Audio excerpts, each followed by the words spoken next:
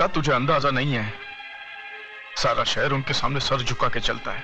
वो अपनी हैसियत नहीं है। अरे हैसियत की बात छोड़, तू पहले मुझे उनका नाम पता बता दे। बताऊंगा, बाद में बताऊंगा। तू जाके चाय बोल पहले, जाके चाय बोल जा।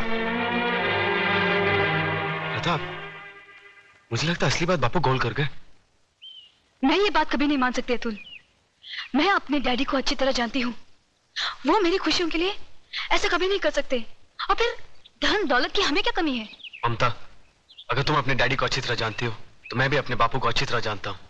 वो आदमी जिंदगी में कभी झूठ नहीं बोलेगा। मुझे तो डर है कहीं अपने प्यार को। हमारे प्यार को कुछ नहीं हो सकता अतुल, कुछ नहीं। और एक बात मेरी भी सुन लो, अगर मेरे डैडी ने हमारे प्यार का सौदा किया है तो मैं अपने प्यार के लिए सब कुछ छोड़ सकती हूँ। और सब कुछ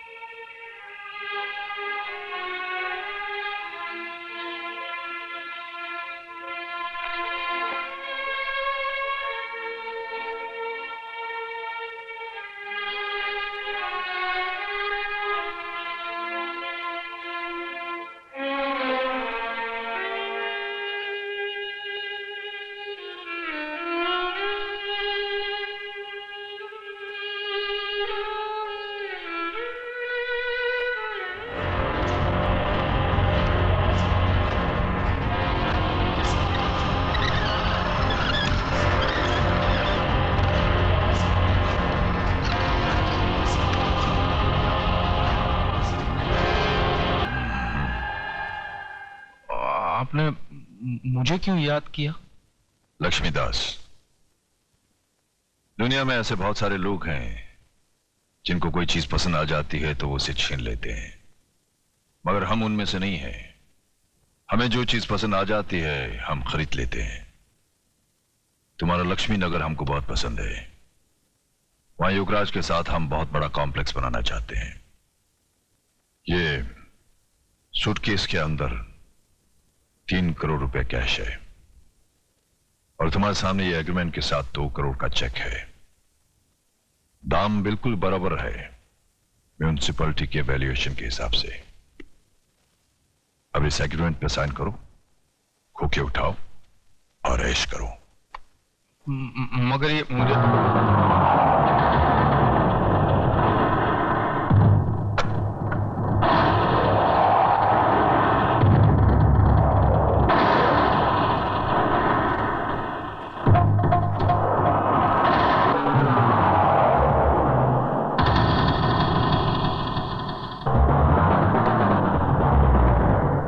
कुछ बोलना?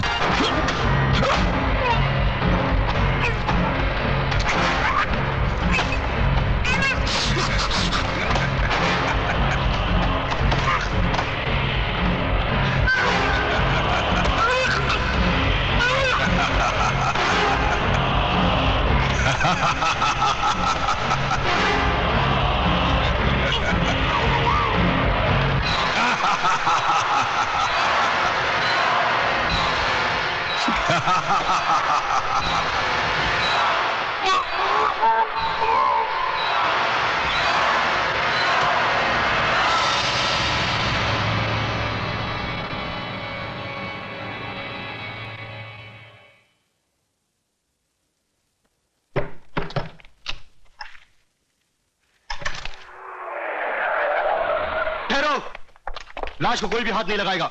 यह पुलिस केस है। यादव, फोटोग्राफ्स लो।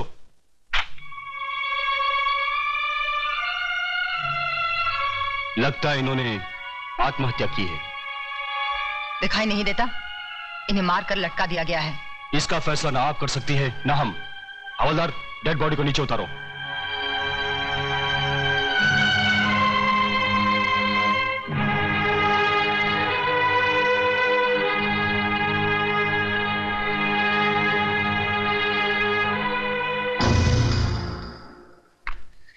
देखिए इंस्पेक्टर, देखिए, है क्या इनके गले पर कोई निशान? अरे आदमी जब आत्महत्या करता है तो उसके गले पर निशान होते हैं, उसकी जबान बाहर निकल आती है।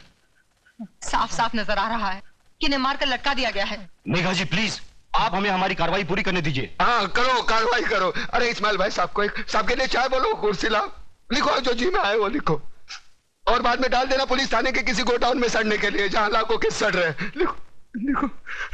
इस तरह गर्म होने से कोई फायदा नहीं, जो हो चुका सो हो चुका। लक्ष्मीदास जी की मौत का मुझे भी अफसोस है। अरे बाबा ज्यादा अफसोस मत करो, मेरा धनिया उठ जाएगा कहीं। Mister Pratap, please shut your mouth and keep quiet. What do you mean keep quiet? What do you think about yourself? हाँ? ये खाकी वर्दी पहन ली, ऊपर टोपी पहन ली, हो गए कानून के रखवाले। अरे कानून यहां से जानो, यहां से जताओ, पहले अपने खून में बहती हुई बेईमानी को मिटाओ, निकले कार्रवाई करने। साला कोर्ट इनकी, कानून इनका, सबके सब साले मिले हुए। ना खुद गुनाहगार है, वो क्या लिखेगा रिपोर्ट? इन्हें पोस्टमार्टम के लिए हॉस्पिटल ले जाना पड़ेगा। हवलदार। ए हवलदार, ए संभाल के। ए देख, यहाँ छोटा मगज होता है, उसको धक्का लगेगा ना तो आदमी मत।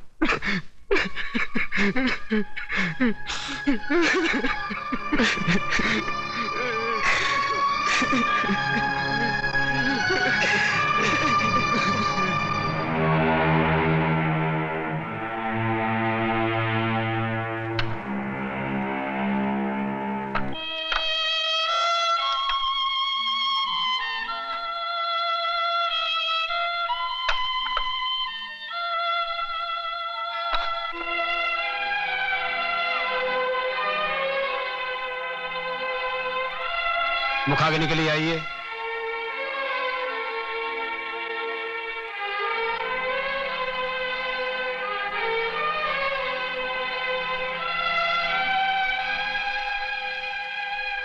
बड़ा बेटा होने के नाते मुझे एक वचन दे, मैं जिधर भी मरूं ना, मेरी चिता को तू ही आग लगाना।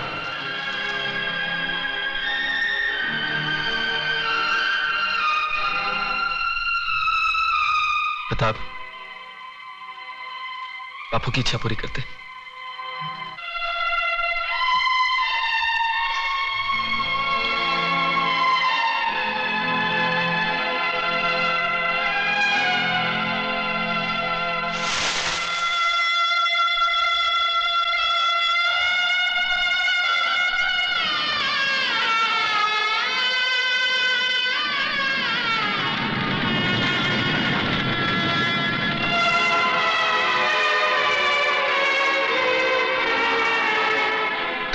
मैं हूं ना, मैं हूं ना।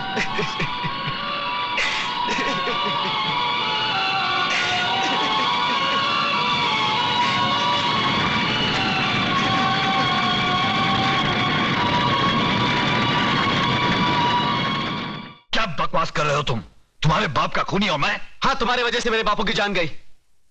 बापू ने मुझे जो कुछ भी बताया था वो कानून के सामने तुम्हें गुनहगार साबित करने के लिए भले काफी ना हो, लेकिन मेरी आंखें खोलने के लिए काफी है। आज से वो सारे रिश्ते खत्म हो गए जो पैसे की लालच में तुमने हमसे जोड़े थे। ठहरो तुम।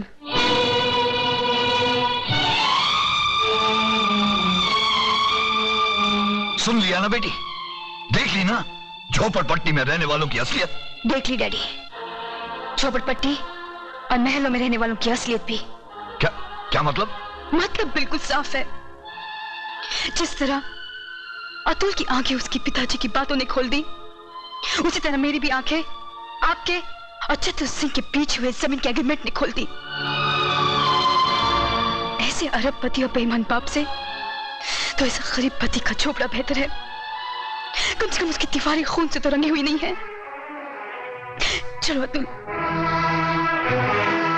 ये दुनिया का सबसे बड़ा बदकिस्मत बाप है जिनके पास करोड़ों अरबों रुपए तो है, पर बेटी के कन्यादान कर्ज से वो कभी मुक्त नहीं होगा, कभी नहीं। बेटी बेटी बेटी मेरी बात तो सुनो।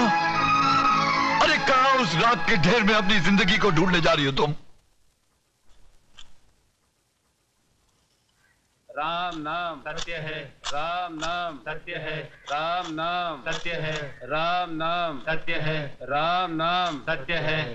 उतारो भाई उतारो, आराम से।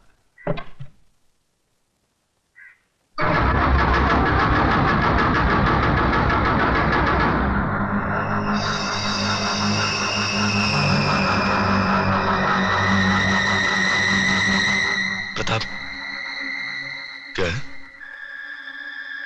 ये वही आदमी जो उस दिन बापू से मिलने आया था। हाँ, मैं वही आदमी हूं जिसने तेरे बाप को शमशान घाट तक पहुंचाया। अब तुम दोनों की बारी है, क्योंकि चतुर सिंह ने एक कसम खाई है कि तुम दोनों की चिता की राख से वो तिलक लगाकर ही भोजन करेंगे। ये रही तुम्हारी चिता। फिर देर किस बात की है? चलो बड़े बेटे से ही शुरुआत करो।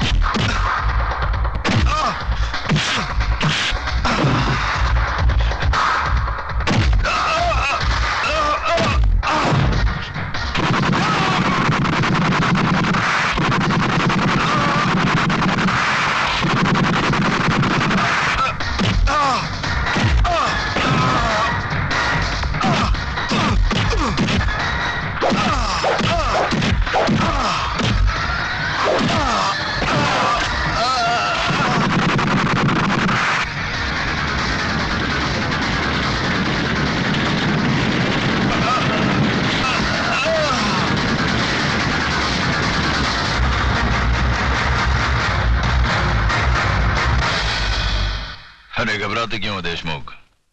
अब तक तो जलकर राख बन चुका होगा। अरे तुम लोगों को अपने दोस्तों पर भरोसा ही नहीं है। बस बस अब ये भाषण बंद करो, हमारे कान के पर्दे फट रहे हैं। बस बंद कर।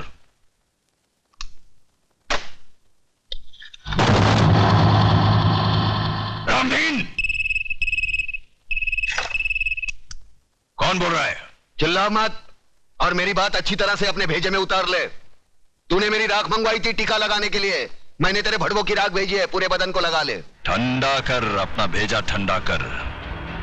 चतुर सिंह के आदमियों की चिता जलाना तुम जैसे पागलों की बस की बात नहीं है। ठंडा कर। यकीन नहीं आता तो उस राख को मसल कर देख, तेरे पालतू कुत्ते की निशानियां उसमें मौजूद है।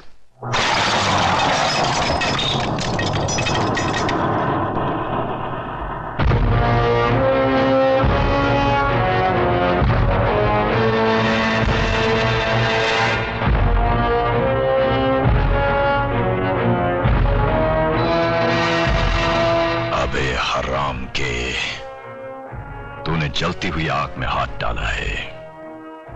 हम तुम्हें ऐसे जलाएंगे कि तेरे चाहने वालों को गंगा में बहाने के लिए तेरी राख भी नसीब नहीं होगी। अरे मुझे जलाने की बात छोड़, मैं तो तुझे ऐसी मौत मारूंगा ना तो तुझे जमीन नसीब होगी ना आसमां। अतुल भाई, अतुल भाई, अतुल भाई गजब हो गया। अतुल भाई गजब हो गया। अतुल भाई बाहर आकर देखो तो सही। क्या हुआ कल्याण जी भाई? अरे क्या हुआ? क्या नोटिस लग गई, 24 घंटे में बस्ती खाली करनी पड़ेगी। बस्ती किसी की बाप की जागीर है कि खाली करनी पड़ेगी? खाली तो करनी पड़ेगी भाईजान, क्योंकि अब इस बस्ती का मालिक चतुर सिंह है। लक्ष्मीदास जी ने बस्ती बेच दी और नोटिस पढ़कर हम लोग आए हैं। अरे बाहर में क्या वो नोटिस और बाहर में क्या चतुर सिंह? मैं भी नोटिस फाड़ के चतुर सिंह की तो। नहीं अतुल, तुम ऐसा नहीं करोगे, इससे हमारा केस बिगड़ जाएगा।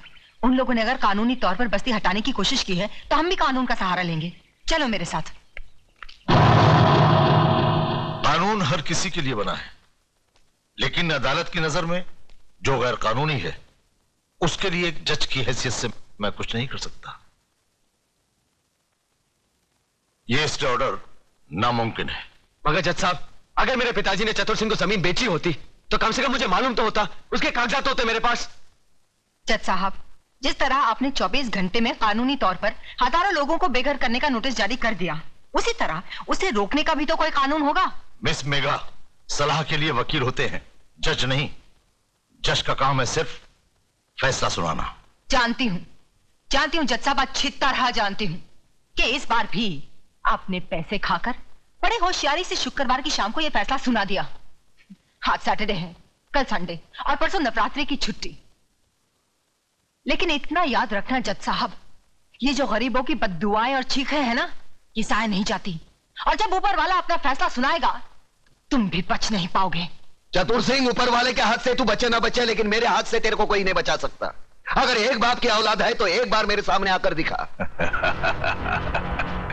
तू भौंकता बहुत है आराम के, और भौंकने वाले कुत्ते हमें पसंद नहीं। दादा का खून हो गया। किसने किया खून? अरे छोड़ो ये सब बातें, मुझे तो चिंता यह है कि शहर का क्या होगा, हम सब का क्या होगा। बहस मत करो कमिश्नर। जो आदमी चतुर सिंह जैसे खतरनाक आदमी की चिता जला सकता है, वो तो हमको कभी भी शमशान घाट पहुंचा सकता है। मगर ऐसा हरगिज नहीं होगा सर। सुनो कमिश्नर, कल टीवी सेंटर में जनता की अदालत प्रोग्राम में हम सब लोगों का इंटरव्यू है। ऐसा बंदोबस्त होना चाहिए वहां पर कि परिंदा भी पर ना मार सके, समझे?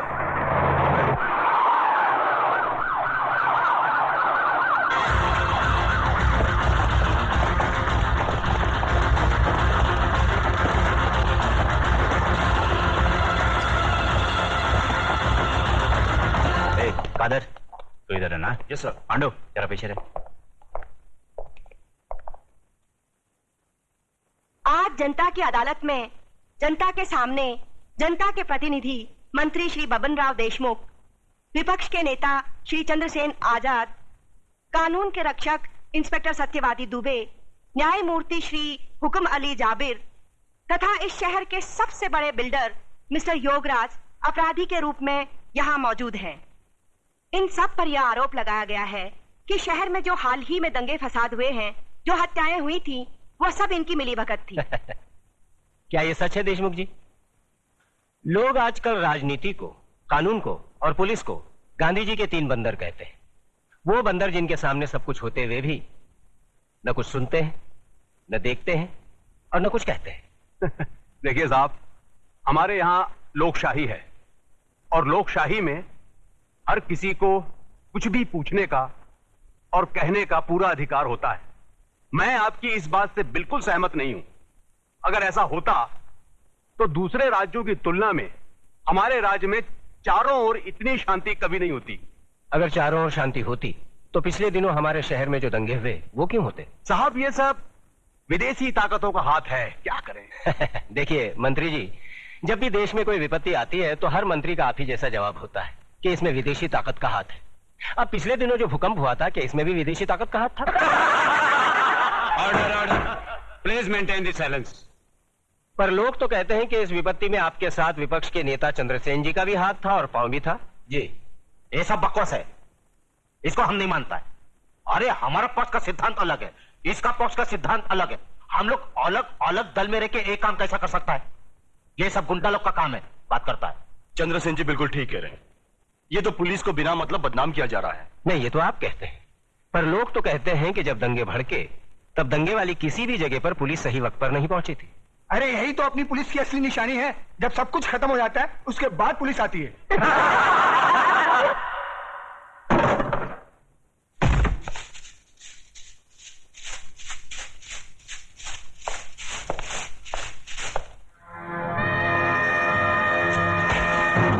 यही तो रोना है कि लोग हमें गलत समझते हैं। हमारी योजनाएं लोगों की समझ में नहीं आती। अब आप ही बताइए, झोपड़पट्टी की जगह साफ सुथरी कॉलोनी बने, टूटे फूटे गांव की जगह राहगीरों के लिए रिसोर्ट बने, इसमें देश की तरक्की नहीं है? बोलिए। पर लोग तो कहते हैं इसमें आपकी तरक्की ज्यादा होती है। सारा धन आप सब लोग मिलकर बटोर लेते हैं और डकार तक नहीं लेते।